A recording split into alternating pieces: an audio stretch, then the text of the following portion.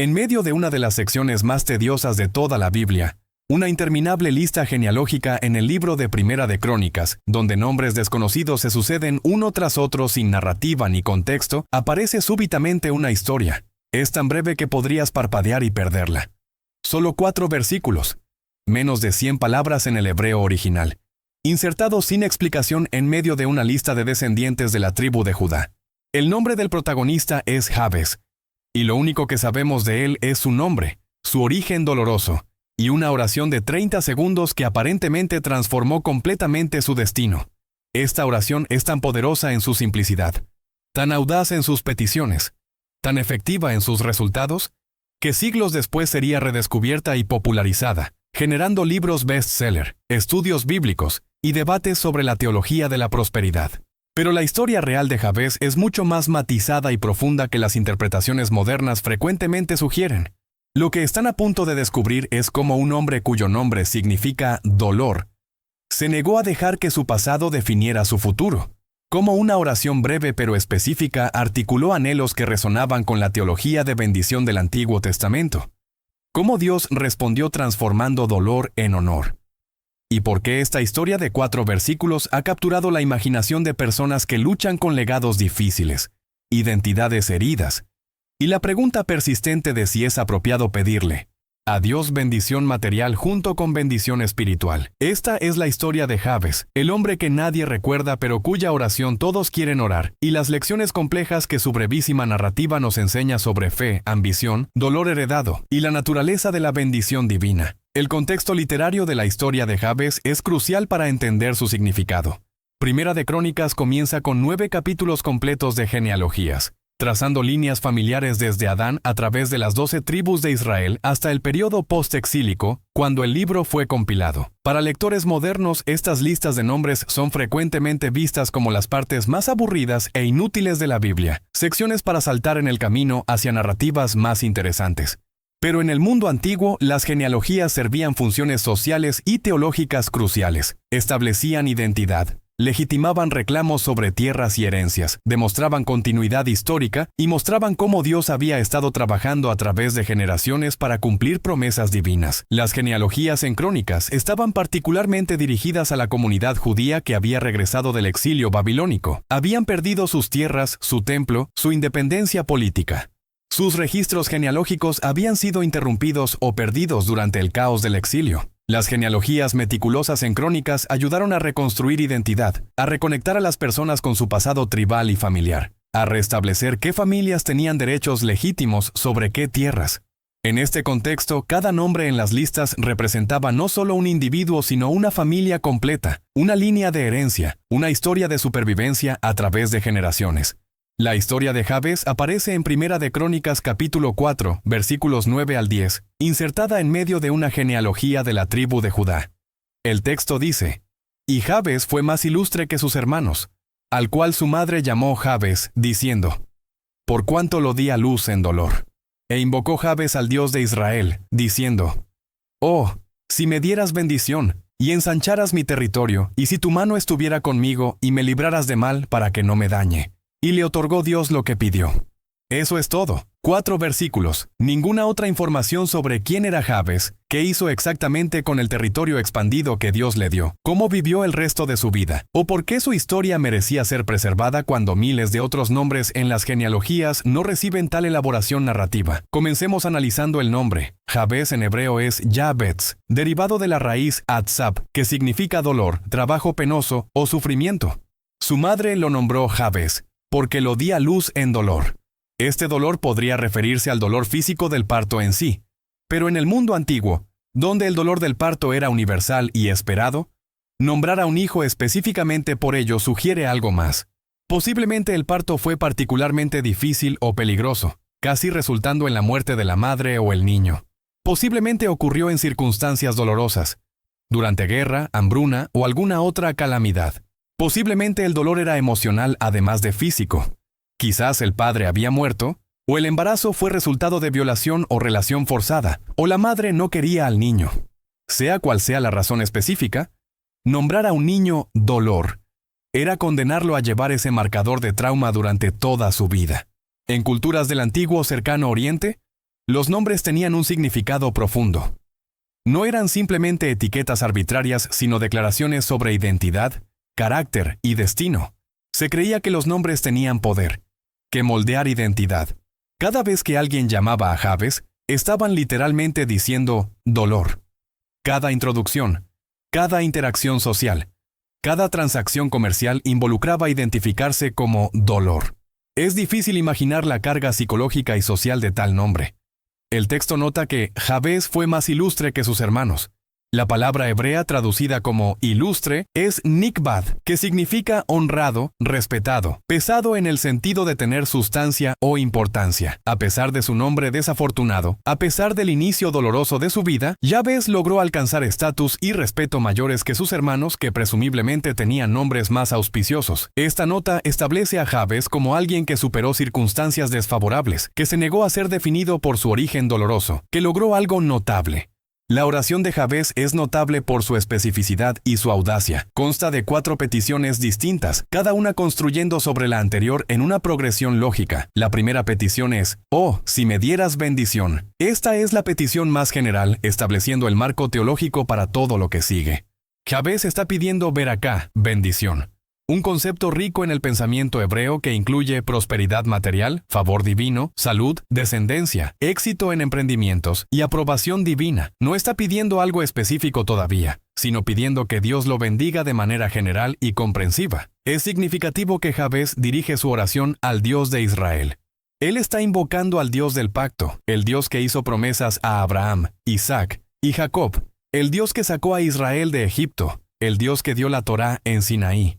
Al invocar el Dios de Israel, Jabes está situándose dentro de la historia de la alianza, reclamando las promesas hechas a los patriarcas, apelando a un Dios que tiene un historial de bendecir a su pueblo. No está orando a un Dios genérico o desconocido, sino al Dios específico que se ha revelado a Israel. La segunda petición es, «Y ensancharas mi territorio». Esta petición es muy concreta y material. Jabes está pidiendo más tierra. En una sociedad agraria donde la riqueza, el estatus y la seguridad dependían fundamentalmente de la propiedad de la tierra, pedir territorio expandido era pedir prosperidad material.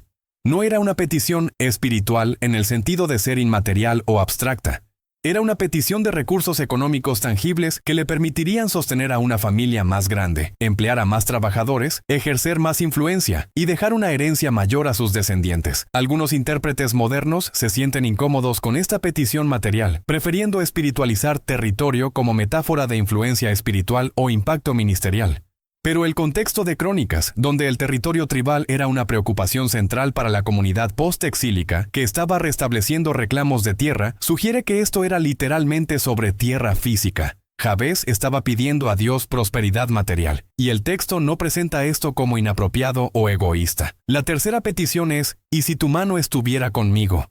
Después de pedir bendición general y territorio específico, Jabes reconoce que necesita la presencia continua y el apoyo activo de Dios. La mano de Dios en el lenguaje bíblico representa el poder divino, la protección divina, la capacitación divina para lograr lo que de otro modo sería imposible. Jabes está esencialmente diciendo, «Dame estas bendiciones, pero también dame tu presencia y poder para manejarlas apropiadamente». Reconoce que el territorio expandido podría convertirse en una carga o un peligro sin la ayuda divina continua. Esta tercera petición muestra que Jabes no era simplemente un buscador de prosperidad egoísta. Entendía que las bendiciones materiales sin la presencia de Dios podrían llevar a arrogancia, autosuficiencia y eventual desastre. La historia de Israel estaba llena de advertencias sobre los peligros de la prosperidad sin piedad, de olvidar a Dios cuando las cosas iban bien. Jabes quería bendición, pero también quería permanecer en relación correcta con el Dios que bendecía. La cuarta y última petición es, «Y me librarás de mal, para que no me dañe». Esta petición reconoce que el mundo es peligroso, que el mal existe, que incluso con bendición y territorio expandido, una persona puede ser destruida por fuerzas hostiles. La palabra hebrea para mal es ra'a, que puede referirse a calamidad, desastre, adversidad o maldad moral. Jabes está pidiendo protección contra todos los tipos de mal que podrían dañarlo. La frase, «para que no me dañe», literalmente en hebreo es «para que no cause dolor», usando la misma raíz que su nombre. Jabez está pidiendo ser liberado del dolor, el mismo dolor que había marcado su vida desde el nacimiento, el dolor que su nombre le recordaba constantemente. Esta estructura de 4 partes muestra una teología sofisticada. Jabez comienza con lo general, bendición, se mueve a lo específico, territorio, reconoce la necesidad de ayuda divina continua, tu mano conmigo, y termina con protección contra el mal que podría destruir todo, líbrame de mal. Es una oración equilibrada que combina petición material con reconocimiento de dependencia de Dios. Ambición con humildad, confianza con cautela. El resultado de la oración es declarado con brevedad notable. Y le otorgó Dios lo que pidió. Dios dijo sí a todas las peticiones de Jabez. Le dio bendición, expandió su territorio, estuvo con él, lo libró del mal. No hay elaboración sobre cómo exactamente esto se manifestó, qué batallas tuvo que pelear Jabez, qué tierras adquirió específicamente, cuánto tiempo tomó todo esto. Solo la declaración simple pero poderosa de que Dios respondió positivamente a esta oración audaz. La pregunta de por qué la oración de Jabez fue respondida cuando muchas oraciones igualmente sinceras no lo son, es una cuestión teológica que ha provocado considerable debate.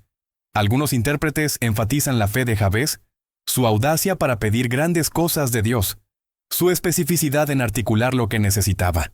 Otros notan que sus peticiones estaban alineadas con los valores de la alianza. No estaba pidiendo cosas que contradecirían el carácter de Dios o dañarían a otros. Otros sugieren que Dios vio el corazón de Jabez, su deseo genuino de honrar a Dios con las bendiciones recibidas en lugar de simplemente acumular riqueza para gratificación egoísta. La teología del Antiguo Testamento sobre bendición material es compleja y frecuentemente malinterpretada. Hay abundante evidencia en los textos sapienciales de que se esperaba que la piedad resultara en prosperidad material. El libro de Proverbios está lleno de dichos que conectan sabiduría, justicia y trabajo duro con riqueza y éxito. Deuteronomio promete bendiciones materiales específicas para obediencia a la alianza. Lluvias abundantes, cosechas grandes, rebaños prósperos, victorias sobre enemigos. Los patriarcas Abraham, Isaac y Jacob fueron todos bendecidos con riqueza sustancial que era vista como señal de favor divino. Sin embargo, esta teología de bendición siempre fue complicada por contraejemplos. El libro de Job desafía la ecuación simplista de justicia con prosperidad y maldad con sufrimiento. Los salmos están llenos de lamentos de los justos que sufren mientras los malvados prosperan. Los profetas denuncian regularmente la riqueza adquirida mediante injusticia y advierten que la prosperidad puede llevar a arrogancia y olvido de Dios. Hay una tensión continua en el Antiguo Testamento entre la expectativa de que Dios bendecirá materialmente a los fieles y el reconocimiento de que esta conexión no es automática o simplista. La oración de Jabez opera dentro de esta teología compleja de bendición. Él está pidiendo prosperar, pero lo está pidiendo al Dios de la alianza, reconociendo su dependencia de la ayuda divina y buscando protección contra el mal que podría corromper o destruir las bendiciones. No hay indicación de que estuviera pidiendo riqueza para opresión de otros, para autoindulgencia o para independencia de Dios. La petición estaba enmarcada dentro de relación correcta con Dios y comprensión de que toda bendición viene de Dios. La historia de Jabez fue redescubierta y popularizada a finales del siglo XX y principios del XXI, particularmente a través del libro de Bruce Wilkinson, La oración de Jabez, publicado en el año 2000. Este pequeño libro se convirtió en un fenómeno masivo, vendiendo millones de copias, generando estudios bíblicos, conferencias y un movimiento de personas que adoptaron la oración de Jabez como su oración diaria. Wilkinson presentó la oración como una fórmula poderosa que cualquiera podía usar para experimentar bendición dramática, territorio expandido interpretado como influencia y oportunidades ministeriales, y victoria sobre el mal. El libro de Wilkinson fue tanto elogiado como criticado. Los admiradores apreciaron su énfasis en orar audazmente, en pedir grandes cosas de Dios, en no estar satisfecho con una vida cristiana mediocre. Vieron en Jabez un modelo de fe que se niega a ser limitada por circunstancias difíciles o expectativas bajas. La oración resonó con personas que sentían que sus vidas estaban estancadas, que querían más de Dios, que anhelaban ver el poder divino operando en sus circunstancias. Los críticos, sin embargo, argumentaron que el libro representaba una teología de prosperidad problemática, que trataba la oración como una fórmula mágica para obtener lo que uno quiere de Dios. Notaron que espiritualizar territorio como influencia ministerial, aunque noble en intención, ignoraba el contexto material original de la petición de Jabez por tierra real. Algunos argumentaron que el énfasis en bendición personal y expansión podría fomentar egocentrismo espiritual en lugar de entrega sacrificial al reino de Dios. Otros señalaron que el Nuevo Testamento, con su énfasis en tomar la cruz, sufrir por Cristo y tesoros en el cielo en lugar de en la tierra, complica cualquier aplicación directa de promesas de prosperidad del Antiguo Testamento. Estas críticas plantean preguntas importantes sobre hermenéutica, sobre cómo leemos e interpretamos textos del Antiguo Testamento a la luz del Nuevo Testamento. Jesús enseñó a sus seguidores a orar, hágase tu voluntad, enfatizando su misión a los propósitos divinos sobre la obtención de deseos personales. Enseñó que es difícil para los ricos entrar al reino de los cielos, advirtiendo sobre los peligros de la riqueza en lugar de presentarla como señal inequívoca de bendición divina. Pablo se jactó en debilidades, prisiones y sufrimientos, encontrando que el poder de Dios se perfeccionaba en la debilidad. Los apóstoles fueron pobres, perseguidos, y la mayoría murió como mártires. Este contraste entre la expectativa de bendición material en gran parte del Antiguo Testamento y el énfasis del Nuevo Testamento en sufrimiento redentor, tesoros celestiales y desapego de riquezas terrenales crea tensiones hermenéuticas reales. Cristianos han abordado estas tensiones de varias maneras. Algunos argumentan que las promesas materiales del Antiguo Testamento eran específicas para Israel bajo la Antigua Alianza y no se transfieren automáticamente a cristianos bajo la Nueva Alianza. Otros proponen que debemos espiritualizar las bendiciones materiales, leyéndolas como metáforas de bendiciones espirituales. Otros mantienen que Dios todavía bendice materialmente, pero que la prosperidad no es garantizada ni es la medida primaria de favor divino. Y otros abrazan una teología de prosperidad completa, argumentando que expiación de Cristo incluye salud física y prosperidad material, además de salvación espiritual. La historia de Jabez en sí misma no resuelve estos debates teológicos más amplios. Es demasiado breve, demasiado carente de contexto, demasiado singular para construir sobre ella una teología sistemática completa, pero sí ofrece ciertas lecciones que parecen válidas a través de diferentes marcos interpretativos. Primero, muestra que es apropiado llevar deseos específicos y concretos a Dios en oración. Jabez no oró en generalidades vagas, sino que articuló lo que necesitaba. Segundo, demuestra que nuestro pasado y nuestras circunstancias de nacimiento no tienen que determinar nuestro futuro. Jabez nació en dolor y nombrado dolor, pero no aceptó que esa fuera su identidad final. Tercero, ilustra que la ambición, cuando está apropiadamente dirigida y enmarcada dentro de dependencia de Dios, no es necesariamente egoísta o impía. Jabez quería más, territorio expandido, mayor influencia, y esto fue aprobado por Dios. Cuarto, enfatiza la importancia de buscar la presencia de Dios junto con las bendiciones de Dios. La tercera petición, que tu mano esté conmigo, reconoce que las bendiciones sin Dios son vacías o incluso peligrosas. Quinto, reconoce la realidad del mal y la necesidad de protección divina. Jabez no era ingenuamente optimista pensando que una vez bendecido estaría automáticamente a salvo. Sabía que el mal podría destruir todo y necesitaba la protección de Dios. Y sexto, muestra que Dios responde a la oración. El texto no dice, Jabez oró y luego trabajó duro y logró el éxito por sus propios esfuerzos. Dice, Dios le otorgó lo que pidió.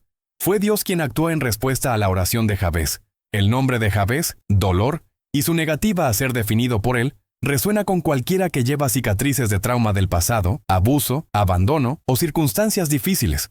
Muchas personas sienten que llevan nombres invisibles que otros les han dado: no deseado, fracaso, víctima, inadecuado, dañado. Estos nombres pueden venir de padres abusivos, de experiencias traumáticas, de sistemas opresivos, de decepciones y fracasos. Como Jabez, podemos sentirnos atrapados por estas identidades impuestas, definidos por nuestro peor momento o nuestra mayor herida. La historia de Jabez sugiere que no tenemos que permanecer atrapados en estas identidades. Podemos orar por transformación. Podemos pedir a Dios que nos bendiga a pesar de nuestro pasado doloroso. Podemos buscar expandir nuestra influencia y oportunidades más allá de lo que nuestras circunstancias sugieren que deberíamos esperar. Podemos pedir la presencia de Dios para navegar las bendiciones cuando lleguen. Podemos pedir protección del mal que busca destruirnos. Y podemos confiar que Dios, quien respondió a Jabez, puede responder también a nosotros. Sin embargo, también debemos ser cautelosos acerca de tratar la oración de Jabez como una fórmula mágica o garantizada. El texto no dice que todos los que oran como Jabez serán bendecidos de la misma manera. No establece la oración de Jabez como el modelo único de cómo orar. Otras oraciones en la Escritura enfatizan diferentes prioridades: sumisión a la voluntad de Dios, arrepentimiento del pecado, intercesión por otros, alabanza por quién es Dios en lugar de peticiones por lo que queremos. La oración de Jesús en Getsemaní, no se haga mi voluntad, sino la tuya, proporciona un equilibrio crucial a la oración audaz de petición de Jabez. Además, debemos recordar que el contexto de Crónicas era una comunidad post-exílica, luchando por restablecer identidad y reconstruir después de una catástrofe nacional. Las preocupaciones sobre territorio, herencia y restablecimiento de líneas familiares eran centrales para su situación. Aplicar directamente una oración sobre territorio físico a contextos modernos muy diferentes requiere reflexión hermenéutica cuidadosa.